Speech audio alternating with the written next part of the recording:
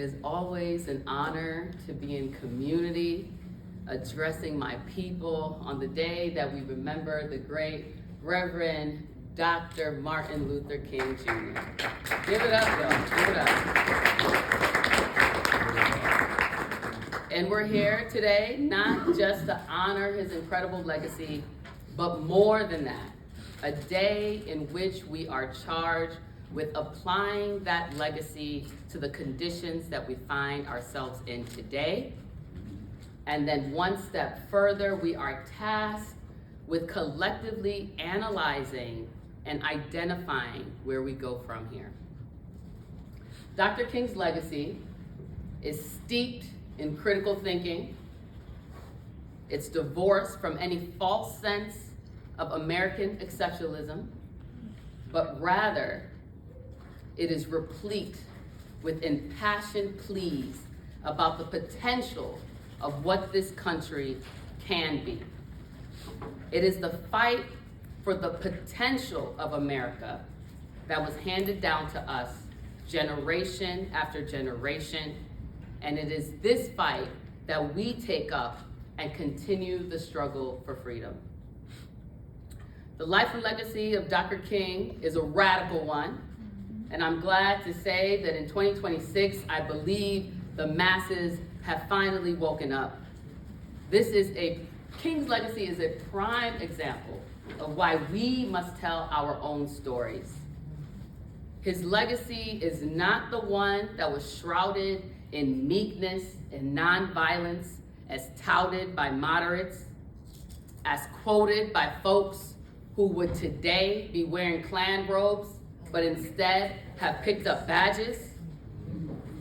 It is a legacy that is drenched in the blood of his critique of police violence, of racism, of militarism, of capitalism, of imperialism. His legacy is soaked in the tears of mothers weeping for their dead children. And it's stained with the sweat from fighting white supremacy day in and day out. The MLK holiday has never been a day off. It has always been a day on.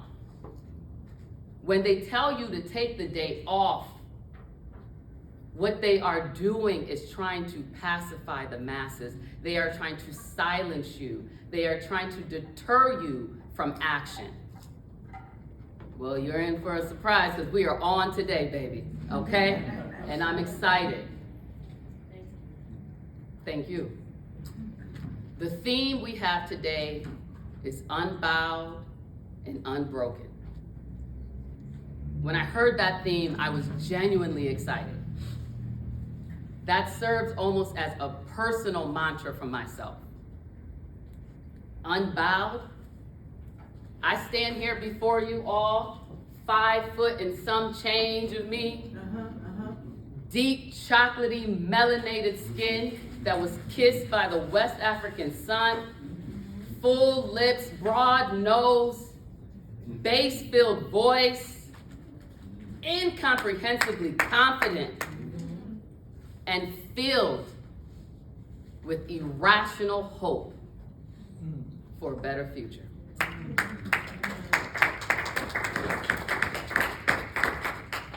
I'm filled with this hope because I understand who I am. Because I know the people from whence I come. When you understand your history and your lineage, there is absolutely nothing that can tell me about myself. I am who I am.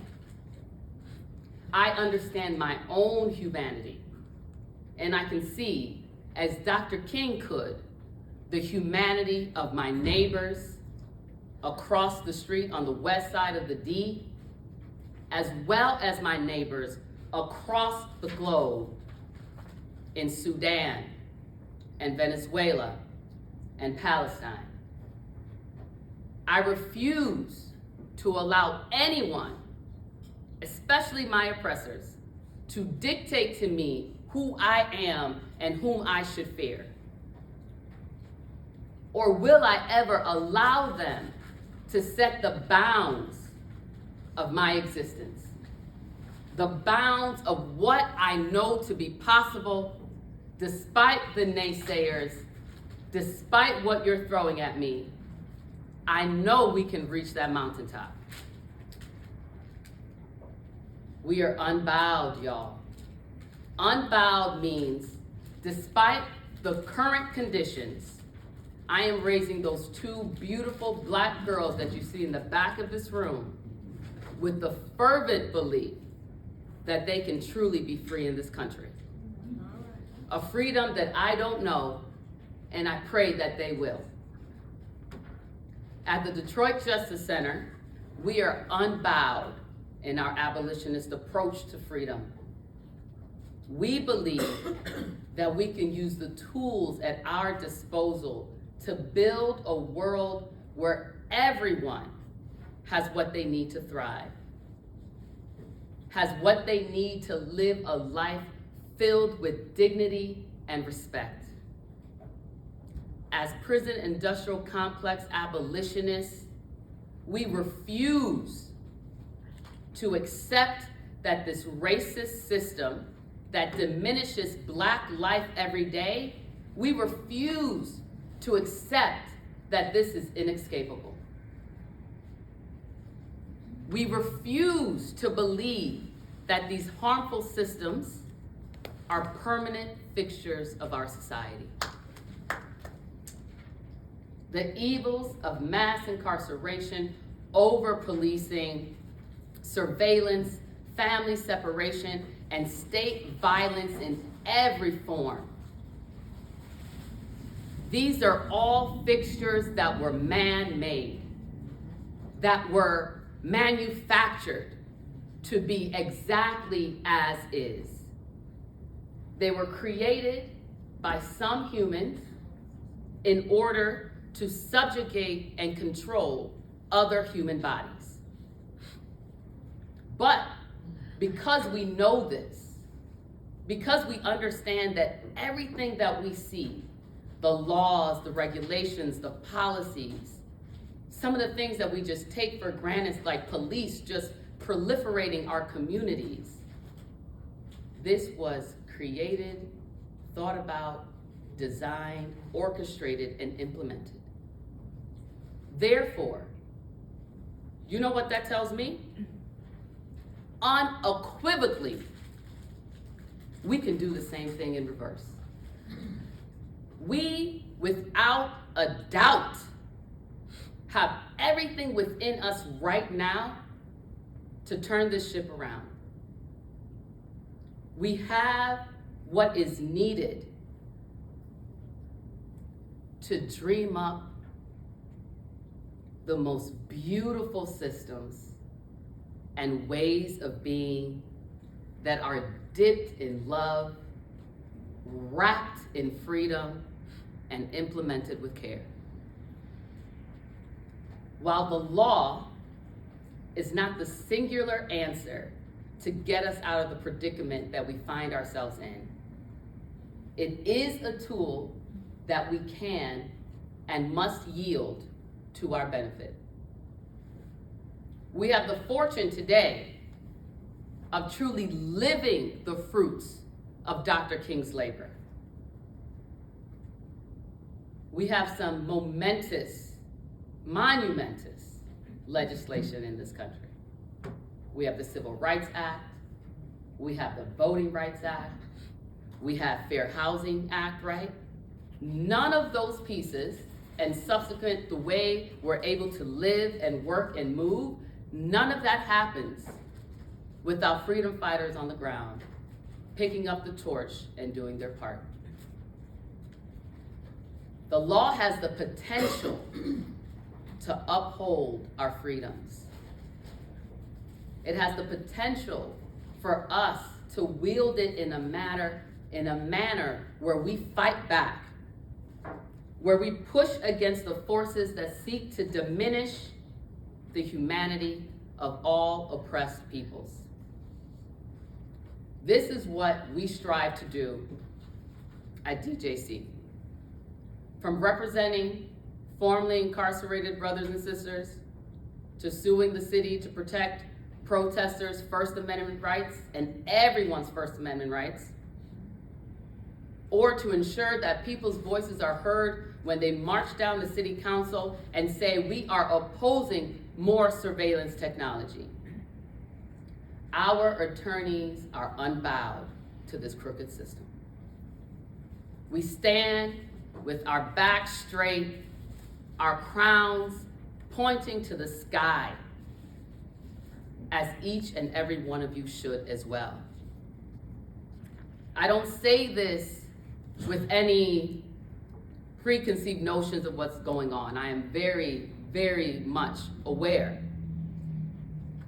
While they are murdering some of us in the street within minutes, and they're marching others of us to a slow death by starvation and the deprivation of resources, in the face of all of that, we must always stand back straight, head held up high.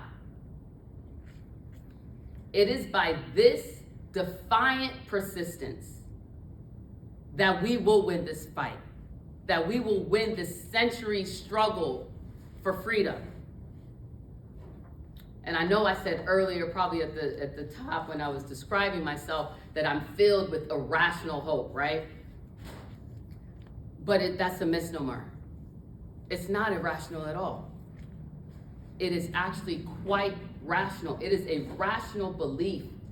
That same belief that Dr. King told us when he said that the arc of the moral universe is long, but it bends towards justice. I believe that. I gotta say it again, because Dr. King was giving us gems. Were y'all listening? I have to say this again. The arc of the moral universe is long, but it bends towards justice. Each and every one of us are members of that long moral arc. It is long, but I vehemently, strongly, passionately believe that as long as we continue to resist and never accept what we know to be wrong, we will find ourselves on that right side of justice.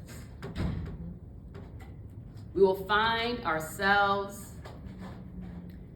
speaking to our great-grandchildren, telling them an almost hard-to-believe story of these faraway times, but when the masses, the people, together rose up and slayed that triple-headed monster that King warned us about, of militarism, materialism, and racism. This is our mantle. We do not have a choice. We must remain unbowed and unbroken. That latter piece, unbroken, you may think, well, Nancy, it is hard to stay unbroken out here. They are trying to pick us off one by one. Despite their efforts, we must remain steadfast. The struggle for justice is a violent one. Never let anyone tell you otherwise. Dr. King was a peaceful man in a violent situation. Whether that violence is exacted upon the people in the streets by a bullet from ICE, or whether that violence is exacted by our elected officials in the legislature by a swipe of their pen to eliminate SNAP benefits for families and children, this is violence. And it's intended for a specific goal. It is not happenstance, right? What is happening is calculated, measured steps to scare, frustrate, beat back, overwhelm the people into submission.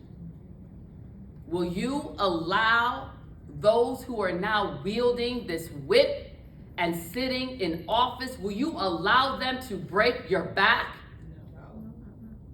I'm sorry. Will you allow them to break your back? No. We are here because our ancestors were not broken. They were beaten but not broken. History will always repeat itself. We are not broken. Our power resides in our collective strength. Last I checked, ICE had murdered at least 9 people, including Silverio Villegas Gonzalez, Keith Porter Jr., and Renee Nicole Good. May their souls rest in peaceful power. In addition to that, dozens more people are being killed and dying in ICE custody. Countless others are being brutalized in the streets. We have seen the footage from cell phones and journalists and reporters telling you what is going on. The folks who are marching in the streets are engaging in the same non-violent protests that King engaged in. So let's be clear. Right now, today, in 2026, whoever is defending the actions of ICE, whoever is not on the side of these protesters, you do not stand with the great Dr. Martin Luther King. Do not let them rewrite the history. What is going on now is eerily similar to what has been going on for decades.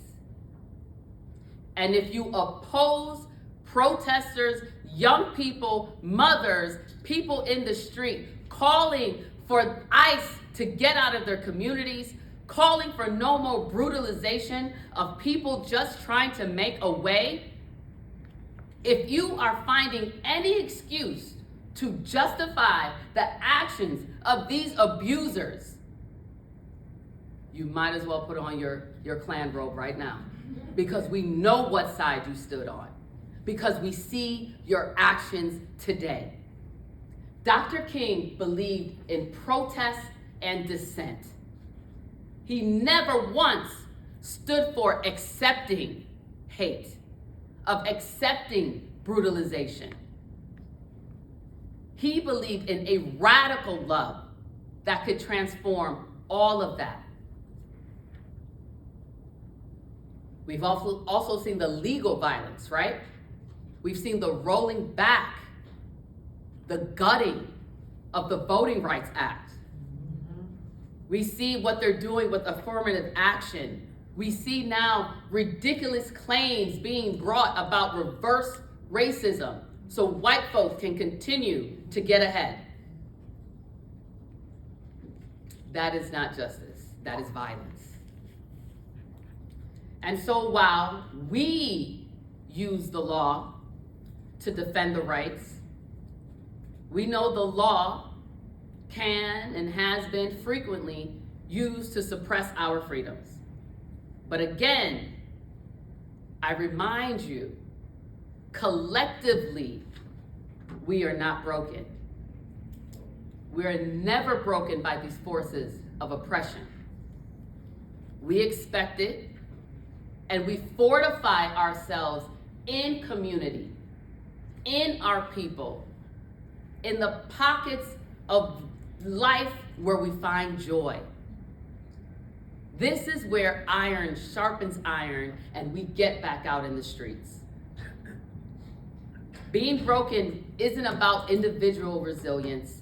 It's about a collective, sustained freedom movement that's bigger than any one person.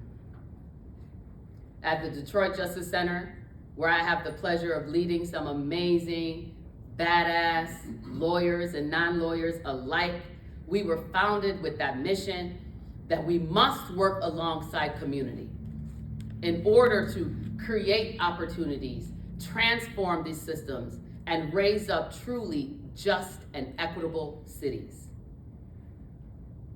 We work in coalition with folks every day. You cannot do this work alone. We circle with each other. We celebrate one another, because Black joy is Black resistance. Black joy is not a luxury for those who have the free time to go, catch a show or dance at a party. Black joy keeps us steadfast. Black joy is a requirement. From the moment our ancestors were stolen from the shores of the Gold Coast and forcibly brought to this land, we have been fighting. We are a fighting people, fighting for that possibility of freedom that Dr. King spoke about. That same torch for freedom that organizers in the city have picked up when they're marching for Black lives, when they're marching for free Palestine, when they're marching to get ICE out of their backyards. As Langston Hughes so eloquently put in this beautiful poem that I implore everyone to read, America was never America to me, and yet I swear this oath, America will be, and that is why we are here. We're here for the America that can be. Both the law and the media, as you'll hear my brother Orlando get up here and tell you very soon, can either uphold freedom and justice, or it can be wielded nefariously to oppress the masses and silence dissent. These institutions are not neutral. Do not be fooled. They take the shape of whoever is holding them. We are now 19 days, God bless you, into this new year. In that short window, we have seen the rule of law get thrown out. We have seen federal agents kidnap children, mothers, fathers, disappear people off the street, send them to faraway lands that they've never been. We've seen citizens executed in broad daylight. We have seen the government fabricate immunity, just make it up. We've seen people ignore the due process that is baked into our Constitution. We even had an abduction of a sitting president. These are not normal times. And how the law covers this, how the media talks about this, has a very strong impact on what the people do.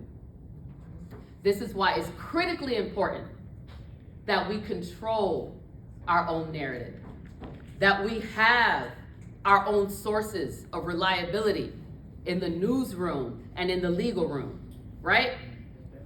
We must create the laws that we want. We might even get into some good trouble creating good law, okay? Dr. King told us, one has not only a legal but a moral responsibility to obey just laws. Conversely, one has a moral responsibility to disobey unjust laws. An unjust law is no law at all. We must resist. We cannot be complacent, nor can we capitulate to the demands of our oppressors. We must actively create the just cities and system that Dr. King was fighting for and that we have now picked up the mantle. We must believe in this potential for the country.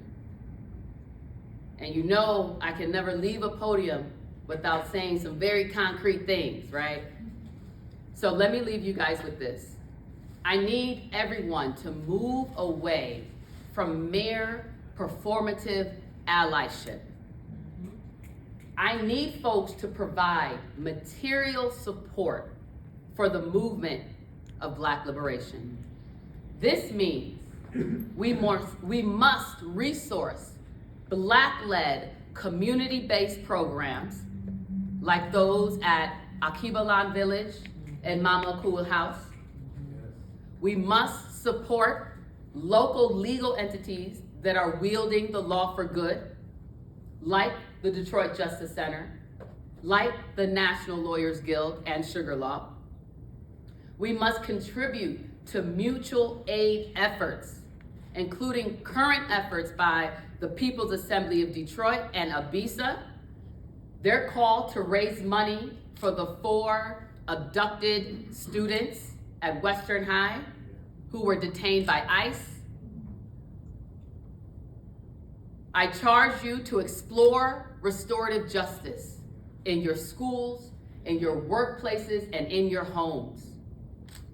Remove that evil spirit of punishment from your soul, from your being, and get into restorative healing, transformative justice.